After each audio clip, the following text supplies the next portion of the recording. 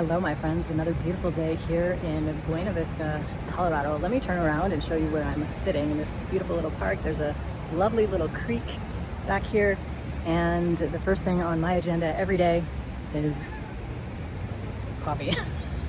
So I am definitely a creature of habit. I might, I don't know, seem like I have a little bit of an adventurous lifestyle. However, when I find something that I like, and I know that I like it, and I know that it's good, it's so convenient to just go back to that place, right? So I've already made videos about Veya Coffee Shop, and here I am again, having their coffee, and let me just show you this, just deliciousness. Okay, that's an avocado toast with bacon, olive oil, spices, on really, really good bread that is made here locally. I can't remember the name of where it comes from, but somewhere here in Buena Vista. Coffee and food have been acquired for the day, so that is a great start. The next thing on the agenda while I am in town is to grab a shower. We are on our way to Laramie, Wyoming. You can see that it's about 2.5 hours from here.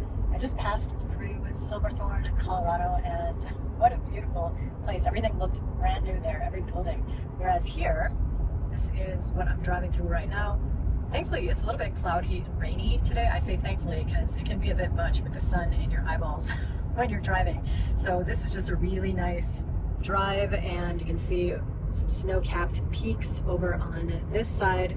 So cruising on up into Wyoming today, just a gorgeous drive. Sorry for all the bugs on the windshield, but this is the real life. You're living it with me. Welcome to Wyoming. Hey, welcome to Wyoming. Gorgeous. All right, here we are in southern Wyoming, heading toward Laramie. As you can see, it's pretty rural around here. Again, apologies for the bug splats on my windshield, but this is the real deal. And they're the type that are stuck on until I hit the next gas station and like scrub them off. They're not gonna come off with a basic windshield wiping and spray. So let's take a look around. Pretty colors, but like not much going on over here. There's a little bit of a hill over that direction and a whole lot of open space. All right, my friends, this video is to showcase the real life behind the scenes that isn't always so glamorous. I mean, I'm rarely glamorous, let's be real. I am parked at this place called Twin Buttes Reservoir. It is a pretty large looking lake reservoir. Not sure what the difference is, but it stinks like dead fish. I pulled in here and there's really nothing here. There's a pit toilet. Okay, like I can take care of that myself. There are some really beautiful views of the snow-capped peaks way over that way.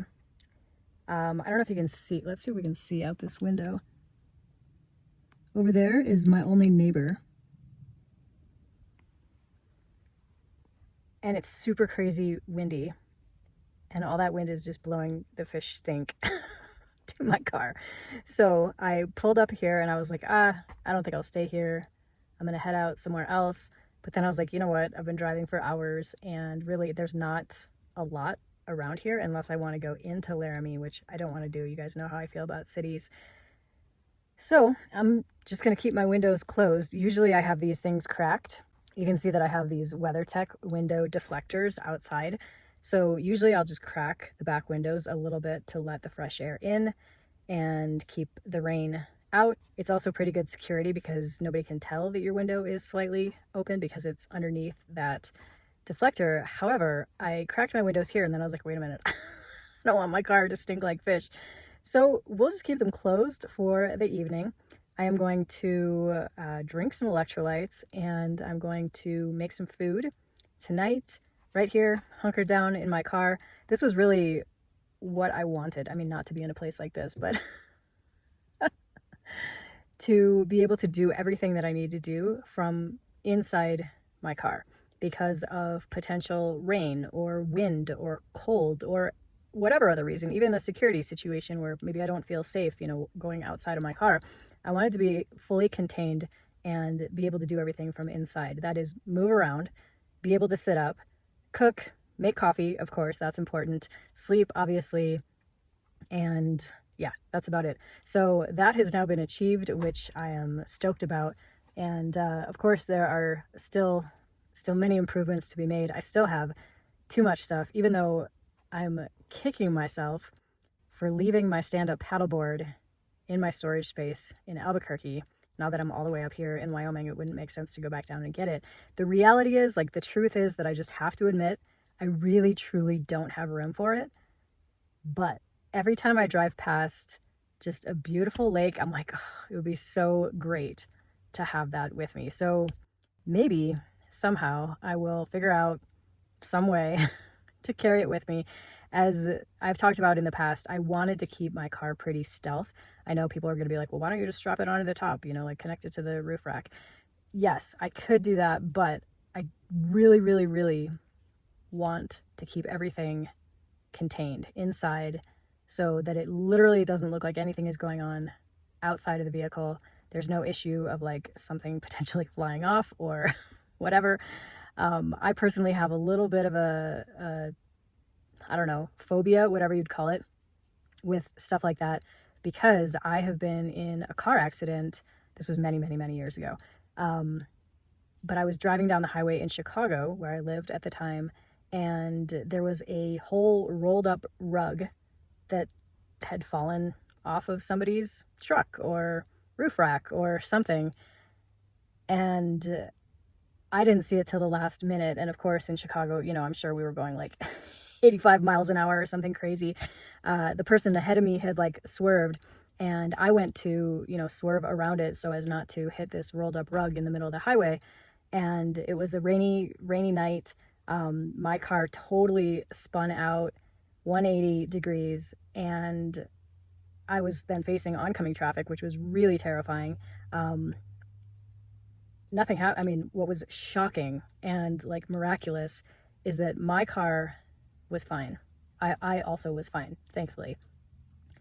Apparently the corner of my car, I don't remember now which corner it was, had like slid down somebody else's car. Their car, the whole side of their car was destroyed. I mean, their driver's side window, thankfully they were fine as well, like they were okay, but their car was definitely not okay. Their driver's side window had completely broken, and like the whole side of their car was just smashed. And mine was fine. Total miracle. And then the cop who showed up was a total dick. Like, I will just remember that for the rest of my life. Anyway, all that is to say, a little behind, like a little backstory, all that is to say that I really don't love the idea of strapping things onto the car, and I would rather them all just be contained inside. So if I figure out how to bring my stand-up paddleboard with me as we go, I will head back down to Albuquerque, grab it. I mean, who knows? Maybe I'll just buy another one somewhere. It doesn't make a lot of sense to drive back down to Albuquerque. I figure I'll just pick up whatever I need as I go. So that is the state of affairs here now in southern Wyoming, just outside of Laramie, at a very stinky reservoir.